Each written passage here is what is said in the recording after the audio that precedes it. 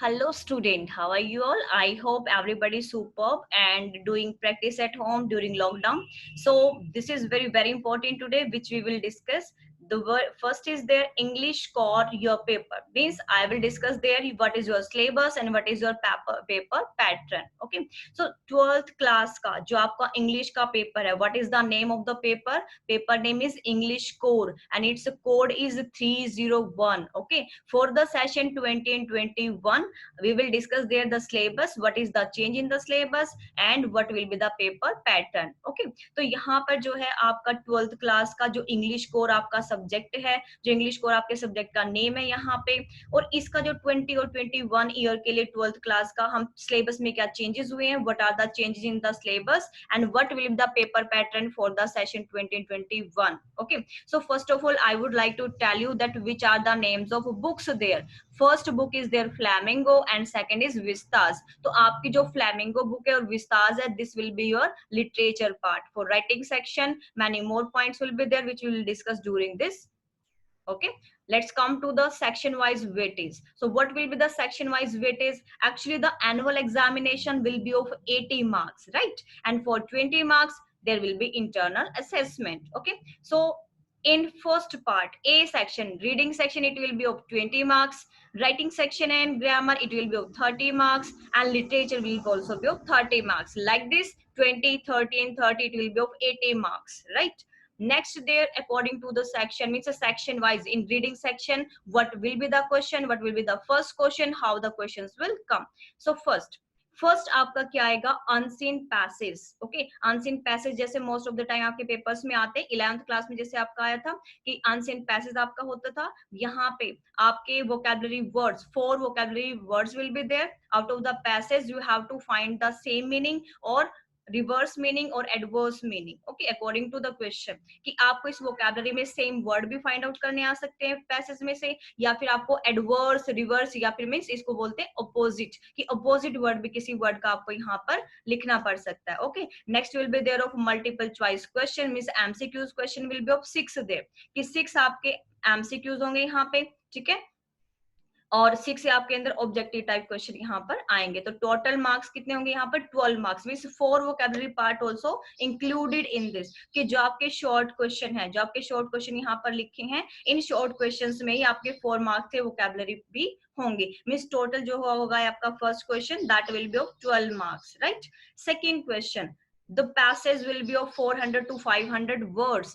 Now the word limitation is of 400 to 500, second passage, and in this passage, on the basis of this passage, you will write note making and summary as you have done in 11th class. जैसे आपको 11th class में आपका second passage आता था पहले, उसमें आपके यहाँ पर word limitation थोड़ी reduce हो चुकी है, और इसके according आपको पहले note making बनानी. First of all, you will write the title of the passage, then abbreviation box, and after that you will use abbreviation in the note making also. So the title will be of 1 marks, abbreviation box that will also be of 1 mark, abbreviation at least 4 you have to write. Okay, and in note making 2 marks will be awarded to you for that, कि आपका 1 mark title के लिए हो गया, 2 marks आपके हो जाते हैं फिर नोट्स बनाने के लिए, जो आप नोट्स बनाते हो, सब पॉइंट्स बनाते हो. And yes, one more important thing, notes should be in the short form, not in the full sentences. कभी भी आपको नोट्स जो फुल सेंटेंसेस में नहीं लिखने होते, बिल्कुल शॉर्ट फॉर्म्स में लिखने होते हैं. जो बच्चे मिस्टेक करते हैं कि जितना उसके लंबा आप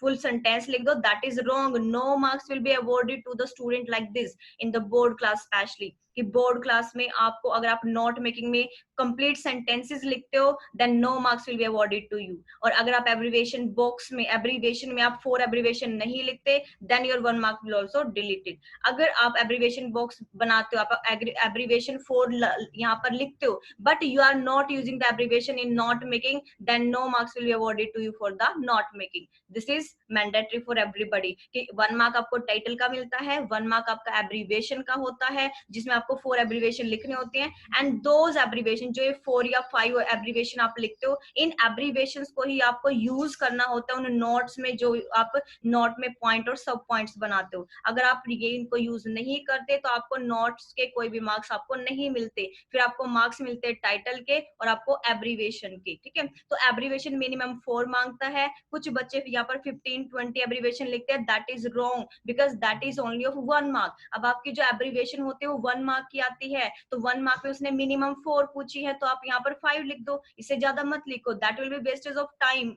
during the paper, right? So they will ask you 4 minimum, you should write to 5 abbreviation, it's okay. Okay, and those abbreviation you have to use while writing notes, note making. जो note making नीचे आप बनाते हो point and sub point, heading, sub heading, in that you have to use that vocabulary. Okay, and second part of this one will be of summary, writing summary, this will also be of 4 marks. अब इस summary में आपको जो है वो full sentences में आपको describe करना है कि इस पैसेज में एक्चुअली है क्या। ओके, इस समरी में आपको 4 मार्क्स में यहाँ पर डिस्क्राइब भी करना होता है। और यहाँ पर means word limitation will be of 80 to 100 words, कि 100 वर्ड्स से ज्यादा यहाँ पर नहीं होने चाहिए, अगर हो तो 80 वर्ड्स का यहाँ पर वैसे आता है, ठीक है। तो 80 वर्ड्स की आपको लिमिटेशन रखनी है यहाँ पर, अगर वो 100 वर्ड्स बोलते तो 100 वर्ड्स की रखनी है, वैसे 80 वर्ड की यहाँ पर आपकी होगी, ठीक है। क्योंकि लास्ट टाइम आपका जो था वो 5 मार्क्स का था, तो 5 मार्क्स में आपको 100 वर्ड्स लिखने थे, अब 4 मार्क्स का तो आपको 80 वर्ड्स का यहाँ पर लिखना होगा। ये 80 से 85 हो सकते हैं, नो इश्यूज, बट ज्यादा लंबी आपको समरी नहीं लिखनी होती, because what do you mean by summary? Summary means summarise the passage in few words only, कि जो समरी होती है वो क्या होता है, पैसेज को आपको समराइज करना होता है फ्यू वर्ड्स के अंदर ही, आपको इसमें फुल पैसेज या एज इट इज पैसेज नहीं लिखना होता, then no marks will be awarded to you. इसमें आप एक काम कर सकते हो कि जो पैसेज राइटिंग होता है इसमें इंपॉर्टेंट लाइंस देखो पैसेज में कौन सी है, आप उनके बेस पे वो लाइंस यहाँ पर लिख सकते हो, जिससे कि आपके जो समरी है उसकी कंप्लीट सेंस जो है आपकी पैसेज की वो समरी के अंदर बन जाएगी। Next question will be of writing section. Okay, in this one only writing section will be there, grammar will not included in 12th class, okay, that will include in 11th class only, कि जो आपका writing skill है, writing skill यहाँ पर होगा, grammar भी इसका name आता है बट ग्रामर इसमें आपके नहीं आते, ठीक है। तो थर्ड क्वेश्चन में, in third question notice, poster, advertisement and invitation, 4 options are given there, out of 4 2 will be given in the paper. अब इनमें से आपके 3 कोड्स आते हैं जैसे पेपर के, ठीक है, किसी कोड में आपका नोटिस पोस्टर में ऑप्शन आ गए, किसी में पोस्टर एडवर्टाइजमेंट में आ गए, और किसी कोड में एडवर्टाइजमेंट इनविटेशन में आ गए। तो ये ऑप्शन किस में आएगी ये कंफर्म नहीं है, तीनों कोड में आपके चारों क्वेश्चंस होंगे, and out of 2 question you have to write 1 that will be of 4 marks. कि आपको जो नोटिस, पोस्टर, एडवर्टाइजमेंट और इनविटेशन है, इनमें से आपको 2 क्वेश्चंस जो है आपको आपके पेपर में मिलेंगे हर कोड में।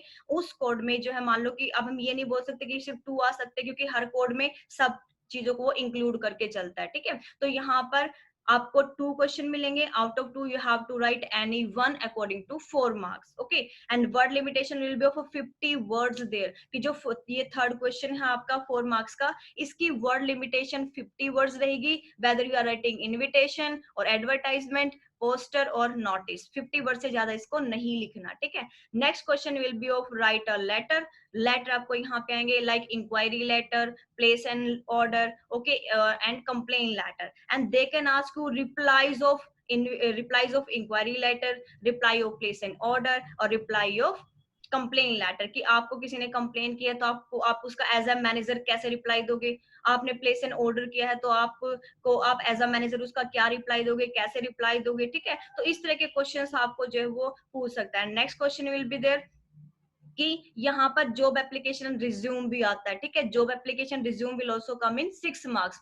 तो इसी ये लेटर्स के अंदर ही आते हैं कि जॉब एप्लीकेशन आपको लिखनी होती है, उसके बाद आपको बायोडाटा भी बनाना होता है, आपको किसी भी जॉब के लिए अप्लाई करने के लिए यहाँ पर वो बोल सकता है, ठीक है। मीन्स टू से out of this type of questions like inquiry letter, place an order, okay, and complaint letter, letter to editor also include in this one, and job application and resume। तो ये जो आपके 5 types के letter हैं, out of 5 2 questions will be given in the exam and you have to attempt any one। okay, next question, 5th and 6th।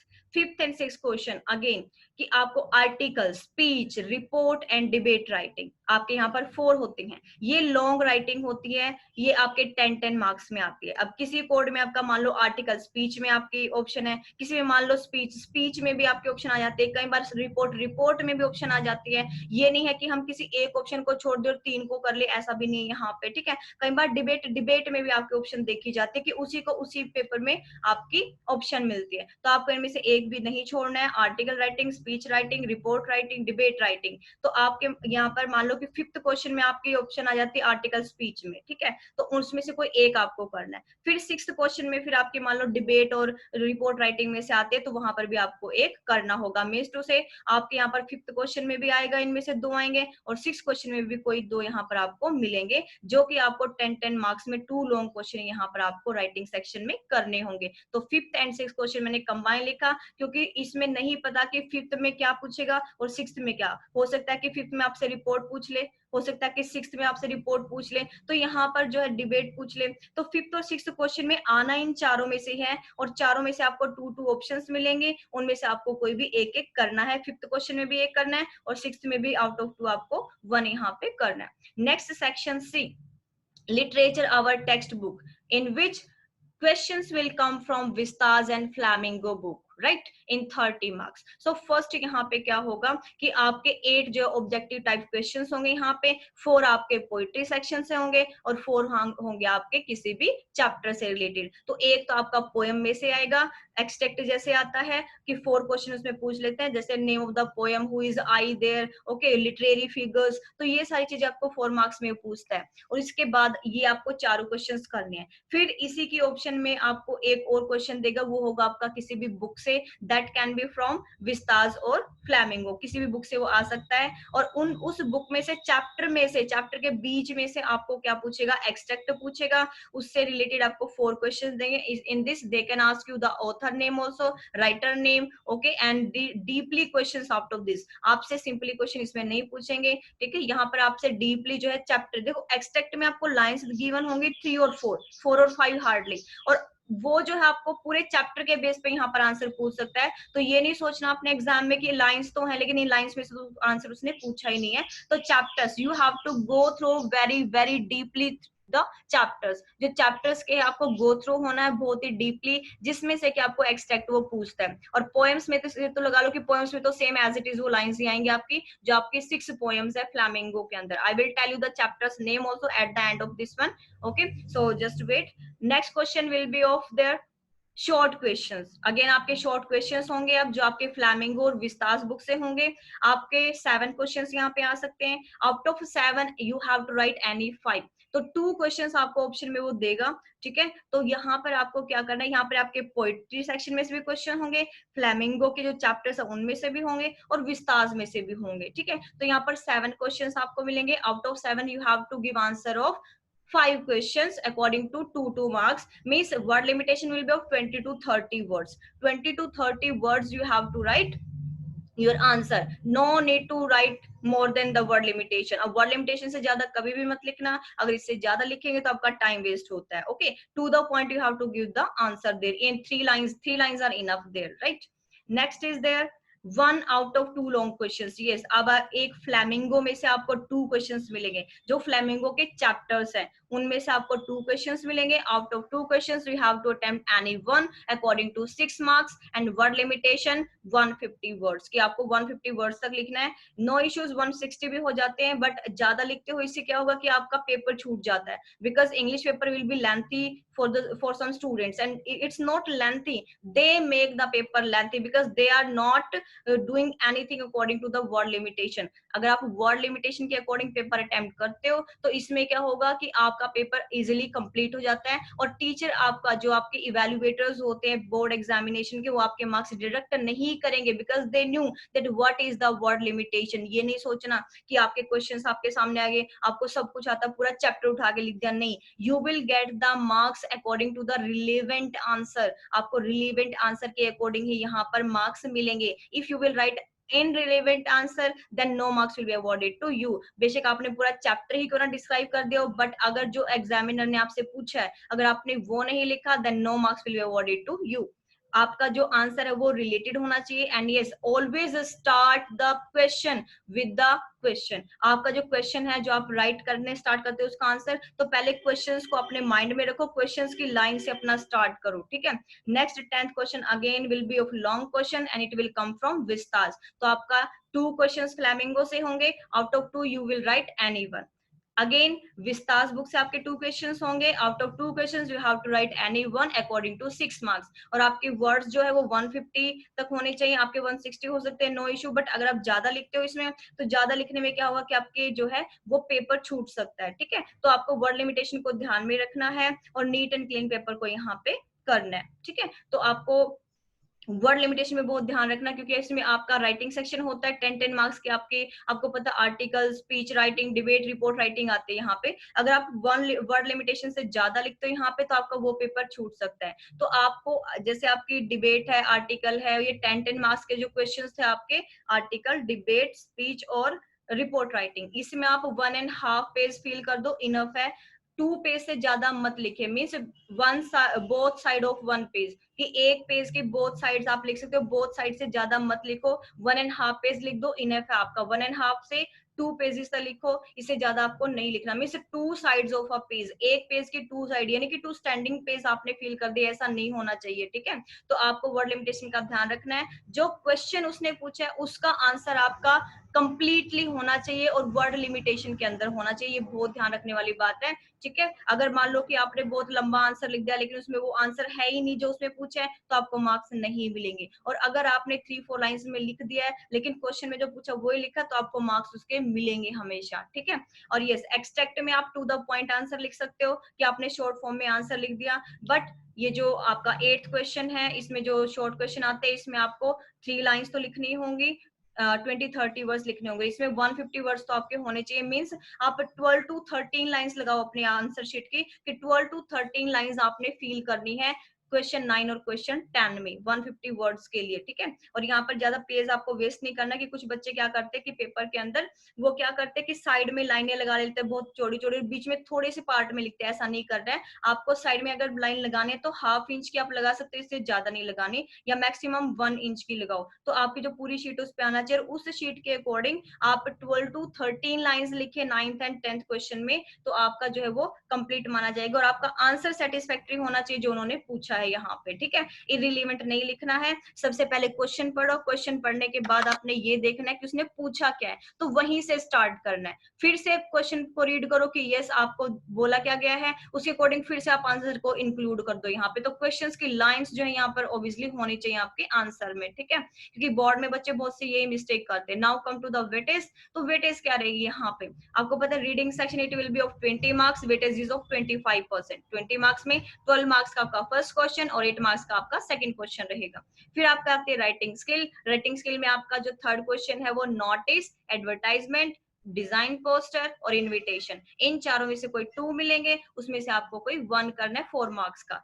Next आपका जो question आता है fourth question, that will be of letter writing. आपके 5-6 type के letter मैंने आपको बता दिया, उन लेटर्स में से रिप्लाई लेटर भी होता है और आपको लेटर सिंपली सेंड भी करना होता है, तो उसमें से आपको कुछ भी पूछ सकता है। इन लेटर्स में से आपको any one letter you have to write in 6 marks, ठीक है। उसके बाद जो 5th और 6th क्वेश्चन है उसमें आपकी आर्टिकल, स्पीच, डिबेट और रिपोर्ट राइटिंग में से 2 आपको 5th क्वेश्चन में पूछेगा, 2 आपको 6th में पूछेगा, उन 2 में से आपको 1-1 यहाँ पे करना होगा, ठीक है। तो इस तरह से आपका 30 मार्क्स का पेपर आपका राइटिंग स्किल का बनेगा। After that literature. लिटरेचर मैंने आपको बताया कि आपके 2 एक्सट्रैक्ट होंगे, no option is given there in this question. इस क्वेश्चन में आपके कोई एक्सट्रैक्ट जब आपसे पूछता है तो 4-4 मार्क्स के 2 होंगे। ये नहीं सोचना है कि इसमें ऑप्शन है तो एक कर ले। बहुत से बच्चे बोर्ड एग्जाम में, जब हमने एग्जाम इवेल्युएट किया, एग्जाम हमने चेक किया, तो हमने क्या देखा कि बच्चों ने एक ही किया हुआ था, एक एक्सट्रैक्ट किया हुआ था, तो उससे क्या हुआ, उनका 4 मार्क्स का दूसरा छूट गया। वो ऑप्शन नहीं है यहाँ पे अब की बार, और ना ही लास्ट ईयर थी जो आपने 2020 में आपने एग्जाम दिया था,